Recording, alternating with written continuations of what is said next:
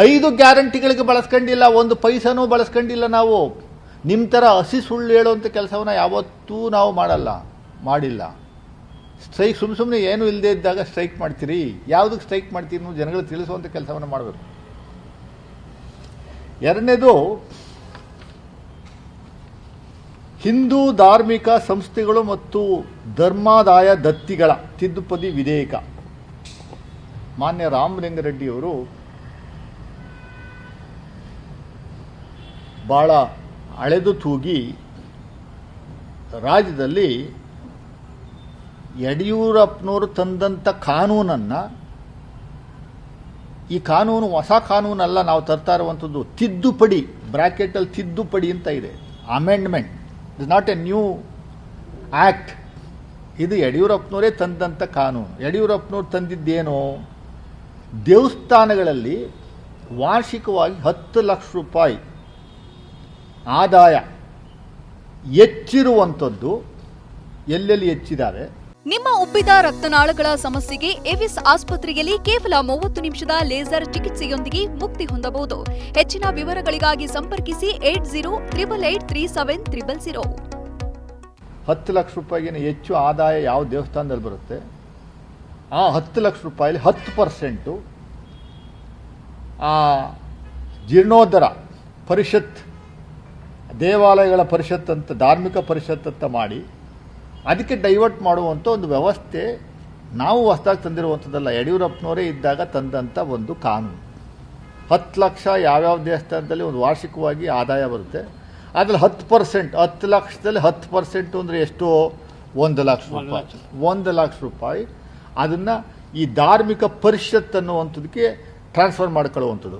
10 ಲಕ್ಷ ಕೆಳಗಿರುವಂಥ ಆದಾಯ, 8 ಲಕ್ಷನೋ 9 ಲಕ್ಷನೋ 5 ಲಕ್ಷ ಇರುವಂಥ, 10 ಲಕ್ಷ ಬಿಲೋ 10 ಲ್ಯಾಕ್ಸ್ ಆದಾಯ ಇರುವಂಥ ದೇವಸ್ಥಾನಗಳ ಪರ್ಸೆಂಟೇಜು 5% ಕಟಾವು ಮಾಡಿ ಈ ಧಾರ್ಮಿಕ ಪರಿಷತ್ಗೆ ಟ್ರಾನ್ಸ್ಫರ್ ಮಾಡುವಂಥ ಒಂದು ಕಾನೂನನ್ನು ನಾವು ಅಮೆಂಡ್ ಮಾಡಿ 10 ಲಕ್ಷ ಇದ್ದಿದ್ದು ನಾವೇನು ಮಾಡೋದು, 10 ಲಕ್ಷದಿಂದ 1 ಕೋಟಿ ಆದಾಯ ಇರುವಂಥ ದೇವಸ್ಥಾನಗಳಲ್ಲಿ 10% ಕಟಾವು ಮಾಡೋದು ಬೇಡ, 5% ಮಾತ್ರ ಅದನ್ನು ಟ್ರಾನ್ಸ್ಫರ್ ಮಾಡುವಂಥದ್ದು. ಎಲ್ಲಿಗೆ, ಧಾರ್ಮಿಕ ಪರಿಷತ್ತಿಗೆ ಟ್ರಾನ್ಸ್ಫರ್ ಮಾಡುವಂಥದ್ದು. 1 ಕೋಟಿ ಮೇಲೆ ಬರುವಂಥ ಆದಾಯ ಬರುವಂಥ ದೇವಸ್ಥಾನಗಳಲ್ಲಿ 10% ನಾವು ಕಟಾವು ಮಾಡಿ ಧಾರ್ಮಿಕ ಪರಿಷತ್ತಿಗೆ ಟ್ರಾನ್ಸ್ಫರ್ ಮಾಡುವಂಥದ್ದು. ಸಿದ್ದರಾಮಯ್ಯ ಸಾಹೇಬರು ಭಾಳ ಸ್ಪಷ್ಟವಾಗಿ ನೆನ್ನೆ ದಿವಸ ಅರಸೀಕೆರೆಯಲ್ಲಿ ಮಾಧ್ಯಮಗಳ ಮುಂದೆ ಹೇಳಿದ್ದಾರೆ, ಸ್ಪಷ್ಟೀಕರಣ ಕೊಟ್ಟಿದ್ದಾರೆ. BJPಯವರು ಅವನ್ಯಾರೋ ಒಬ್ಬ ಅರೆ ಹುಚ್ಚ, ಆ ಮಂಗಳೂರನ್ನೊಬ್ಬ ಅರೆ ಹುಚ್ಚ ಒಬ್ಬ ಇದ್ದಾನೆ, ಈ ದುಡ್ಡನ್ನ, ಹಿಂದೂಗಳ ದುಡ್ಡನ್ನು ತಗೊಂಡೋಗಿ ಕ್ರಿಶ್ಚಿಯನ್ಸ್ಗೆ ಮತ್ತು ಮುಸ್ಲಿಮ್ಸಿಗೆ ಕೊಡ್ತಾವ್ರೆ ಅಂತ. ನಾಚಿಕೆ ಆಗಬೇಕು ಇವ್ರಿಗೆ. ಹಳೇದ್ರಲ್ಲಿ ಯಾವ್ದನ್ನೆಲ್ಲ ಹೊಡಿಬೇಕು ಇವ್ರಿಗೆ. 10% ಟ್ರಾನ್ಸ್ಫರ್ ಆಗುತ್ತೆ. ಧಾರ್ಮಿಕ ಪರಿಷತ್ ಅಂತ ಇನ್ನೊಂದು ವ್ಯವಸ್ಥೆಯನ್ನು ನಿರ್ಮಾಣ ಮಾಡಿದ್ದಾರೆ, ಅಲ್ಲಿಗೆ ಟ್ರಾನ್ಸ್ಫರ್ ಆಗುತ್ತೆ. ಇದರಿಂದ ವಾರ್ಷಿಕವಾಗಿ 60 ಕೋಟಿ ಸಂಗ್ರಹ ಆಗುತ್ತೆ. ಈ 60 ಕೋಟಿ ಎಲ್ಲಿಗೆ ಉಪಯೋಗ ಆಗುತ್ತೆ ಅಂದರೆ, 1 ಲಕ್ಷದ ಕೆಳಗಡೆ ಇರುವಂಥ ಆದಾಯ ಇರುವಂಥ ಕೆಲವು ದೇವಸ್ಥಾನಗಳಿವೆ, ಆದಾಯನೇ ಇಲ್ಲದೆ ಇರುವಂಥ ದೇವಸ್ಥಾನಗಳಿದ್ದಾವೆ. ಆ ದೇವಸ್ಥಾನಗಳಿಗೆ, ಸಿ ಗ್ರೇಡ್ ದೇವಸ್ಥಾನಗಳಿಗೆ, ಯಾವುದು ಹಿಂದೂಗಳ ದೇವಸ್ಥಾನಗಳೇ, ಬೇರೆ ಯಾವ ಸಮುದಾಯಕ್ಕೆ ಕೊಡುವಂಥ ವ್ಯವಸ್ಥೆ ಇಲ್ಲ, ಹಿಂದೂಗಳ ದೇವಸ್ಥಾನಗಳಿಗೇ ಅಲ್ಲಿ ಒಂದು ಮೂಲಭೂತ ಸೌಕರ್ಯಕ್ಕೆ ಕೊಡುವಂಥ ಒಂದು ವ್ಯವಸ್ಥೆ ಒಂದು. ಎರಡನೇದು, ಈ ಅರ್ಚಕರಿದಾರಲ್ಲ ಅವ್ರಿಗೆ ಇನ್ಶೂರೆನ್ಸ್ ಮಾಡಿಸುವಂಥದ್ದಕ್ಕೂ ಉಪಯೋಗ ಮಾಡುವಂಥದ್ದು ಒಂದು. ಎರಡನೇದು. ಮೂರನೇದು, ಅಕಾಲಿಕವಾಗಿ ಮರಣ ಹೊಂದಿದ್ರೆ ಪೂಜಾರಿಗಳು ಅವ್ರಿಗೆ 2 ಲಕ್ಷ ರೂಪಾಯಿ ಕೊಡುವಂಥದ್ದು ಒಂದು ವ್ಯವಸ್ಥೆಯನ್ನು ಈ ಕಾನೂನಲ್ಲಿ ತಗೊಂಬಂದಿದ್ದಾರೆ. ಇದು ನಿಮ್ಮ ಈ ವಿರೋಧಿ ಧೋರಣೆಯಿಂದ ಅರ್ಚಕರಿಗೆ, ನಿರಂತರವಾಗಿ BJPಗೆ ವೋಟ್ ಮಾಡ್ಕೊಂಬಂದಿರುವಂಥವ್ರಿಗೆ ಅನ್ಯಾಯ ಆಗಿದೆಯಲ್ಲ ಸ್ವಾಮಿ, ನಮಗಲ್ಲ, ನಿಮ್ಮವ್ರಿಗೆ ಅನ್ಯಾಯ ಆಗ್ತಾ ಇರುವಂಥದ್ದು ನಾವು ಕಾಣ್ತಾ ಇದ್ದೀವಿ. ನಿರಂತರವಾಗಿ ನಿಮಗೆ ಅನ್ಯಾಯ ಆಗ್ತಾ ಇದೆ, ನಿಮ್ಮನ್ನೇ ಹಾಳು ಮಾಡ್ತಾ, ನಿಮ್ಮನ್ನೇ ಹಾಳು ಮಾಡ್ತಾವ್ರೆ BJPಯವರು. ಅರ್ಚಕರು ಅರ್ಥ ಮಾಡ್ಕೊಬೇಕು, ಇತರ ದೇವಸ್ಥಾನಗಳ ಅರ್ಚಕರು ಅರ್ಥ ಮಾಡ್ಕೊಬೇಕು. ನಾವು ನಿಮ್ಮ ಒಳ್ಳೇದಿಗೋಸ್ಕರ ಇದನ್ನು, ಈ ಕಾನೂನು ತಗೊಂಬಂದರೆ ಅಪ್ಪರ್ ಹೌಸಲ್ಲಿ ಅದನ್ನು ತೀರ್ಮಾನ ಮಾಡಲಿಲ್ಲ, ರಿಜೆಕ್ಟ್ ಮಾಡಿಬಿಟ್ರು, ವಾಕಓವರ್ ಮಾಡಿದ್ರು. ಅದರಿಂದ ಯಾರ ಗ್ಲಾಸು? ಇದರಿಂದ ನಿಮ್ಮ ಒಳ್ಳೇದಕ್ಕೆ ಅಂತಲೇ ಕಾನೂನು ತಂದಿದ್ದನ್ನು ಹಾಳು ಮಾಡುವಂಥ ಕೆಲಸವನ್ನು ನೀವೇ ಮಾಡಿಬಿಟ್ರಿ. ಇದರಿಂದ ಅರ್ಥ ಮಾಡ್ಕೊಬೇಕು. ಮೂರನೇದು, ನಮ್ಮ ಶೋಭಕ್ಕ ಅವರು ಪಾಪ ಕರ್ನಾಟಕಕ್ಕೆ ಬಂದಾಗೆಲ್ಲ ಸುಮ್ಮನೆ ಕಾಂಗ್ರೆಸ್ ಮುಖಂಡಗಳನ್ನು, ಪರ್ಟಿಕ್ಯುಲರಾಗಿ ಸಿದ್ದರಾಮಯ್ಯನವ್ರನ್ನ ಮತ್ತು ಡಿ ಕೆ ಶಿವಕುಮಾರ್ ಅವ್ರನ್ನ ಒಂದು ಬೈಯುವಂಥ ಒಂದು ವ್ಯವಸ್ಥೆ ಏನು ಮಾಡ್ಕೊಂಡಿದ್ದಾರೆ.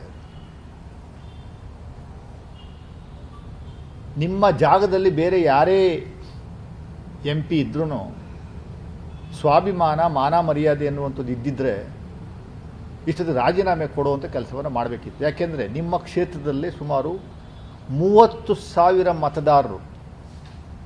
ಆ 30,000 ಪೈಕಿ 99% ನಿಮ್ಮ ಕಾರ್ಯಕರ್ತರೇ, BJP ಕಾರ್ಯಕರ್ತರು ನಿಮ್ಮ ವಿರುದ್ಧ ಒಂದು ಅಭಿಯಾನ ಶುರು ಮಾಡಿದ್ದಾರೆ.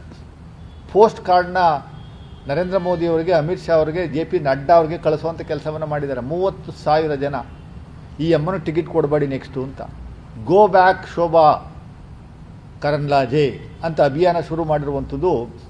ಇದಕ್ಕಿನ್ನ ಬೇಕೇನ್ರಿ? ನಾವು BJP ಕಾಂಗ್ರೆಸ್ನವ್ರು ಮಾಡ್ತಾ ಇರೋದಲ್ಲ. ಕಾಂಗ್ರೆಸ್ನವ್ರು ಮಾಡಿದರೆ ಕತೆ ಕಟ್ಟೋಂಥ ಕೆಲಸವನ್ನು ಮಾಡ್ತಿದ್ರಿ, ರಾಜಕೀಯ ಪ್ರೇರಿತ ಅಂತಿದ್ರಿ. ನಿಮ್ಮವರೇ ಮೀಟಿಂಗ್ ಮಾಡಿದ್ರೆ ಮೀಟಿಂಗ್ ಮಾಡೋಕ್ಕೆ ಬಿಡಲ್ಲ, ಅವ್ರು ನಿಮ್ಮನ್ನು ಪ್ರಶ್ನೆ ಕೇಳ್ತಾವ್ರೆ.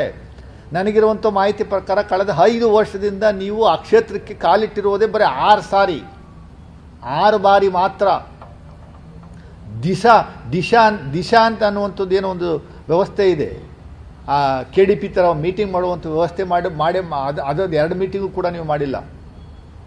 3 ತಿಂಗಳು ಒಂದ್ಸರಿ ಮೀಟಿಂಗ್ ಮಾಡಬೇಕು. ಗೋ ಬ್ಯಾಕ್ ಶೋಭಾ ಅನ್ನುವಂಥದ್ದು ವ್ಯವಸ್ಥೆಯನ್ನು ಅಲ್ಲಿ ಶುರು ಮಾಡಿದ್ದಾರೆ. ಅದೇ ರೀತಿ ಇಡೀ ರಾಜ್ಯದಲ್ಲಿರುವಂಥ ಎಲ್ಲ MP ಗಳ ವಿರುದ್ಧ ಅವರದೇ ಆದಂಥ ಕಾರ್ಯಕರ್ತರು ಬಹಳ ಬೇಸರದಲ್ಲಿದ್ದಾರೆ. ಪರ್ಟಿಕ್ಯುಲರ್గా ಮೈಸೂರು ಲೋಕಸಭಾ ಕಾನ್ಸ್ಟಿಟ್ಯೂನ್ಸಿ ಸಮುದ್ರ ವಿಚಾರವಾಗಿಯೂ ಕೂಡ BJP ಕಾರ್ಯಕರ್ತರ ಒಂದು ತಾಳ್ಮೆ ಕಟ್ಟೆ ಒಡೆಯುವಂಥ ಒಂದು ವ್ಯವಸ್ಥೆ ನಿರ್ಮಾಣ ಆಗಿದೆ. ಅದು ಮುಂದಿನ ದಿನಗಳಲ್ಲಿ ತೋರಿಸುವಂಥ ಕೆಲಸವನ್ನು ಮಾಡ್ತಾರೆ. ಯಾಕೆ ಅಂದರೆ ನೀವು ಕಾರ್ಯಕರ್ತರಿಗೂ ಸ್ಪಂದಿಸ್ತಾ ಇಲ್ಲ, ಜನಸಾಮಾನ್ಯರಿಗೂ ಸ್ಪಂದಿಸ್ತಾ ಇಲ್ಲ. ನಿಮ್ಗೆ ಓಟ್ ಹಾಕಿದ್ದರನ್ನಂತೂ ನೀವು ಕಾಣುವಂಥ ಕೆಲಸವನ್ನು ಮಾಡ್ತಾ ಇಲ್ಲ. ಫೋನಲ್ಲಿ ಸಿಗಲ್ಲ, ನೀವು ನಿಮ್ಮ ಕಾರ್ಯಾಲಯ ಕೆಲಸ ಮಾಡಲ್ಲ. ಯಾರೋ ಒಬ್ಬರು ಇಬ್ಬರು ಇರ್ತಾರೆ, ಬೆಳಗ್ಗೆ ಬರ್ತಾರೆ, ಕುಂತಿದ್ದು ಕಾಫಿ ಕುಡ್ಕೊಂಡು ಜಾಗ ಖಾಲಿ ಮಾಡುವಂಥ ಕೆಲಸವನ್ನು ಮಾತ್ರ ಮಾಡುವಂಥದ್ದು ನಾವು ಕಾಣ್ತಾ ಇದ್ದೀವಿ. ಅದರಿಂದ ಇಡೀ ರಾಜ್ಯದಲ್ಲಿ, ದೇಶದಲ್ಲಿ BJP MP ಗಳ ವಿರುದ್ಧ ಒಳಗೇನೆ ಜನಸಾಮಾನ್ಯರಿಗೆ ಭಯಂಕರವಾದಂಥ ಆಕ್ರೋಶ ಇದೆ. ಆ ಆಕ್ರೋಶ ಮುಂದಿನ ದಿನಗಳಲ್ಲಿ ವೋಟ್ ಮೂಲಕ ತೋರಿಸುವಂಥ ಕೆಲಸವನ್ನು ಮಾಡ್ತಾರೆ. ನೀವೇನು ಪುಂಖಾನುಪುಂಖ ಊದಿ 370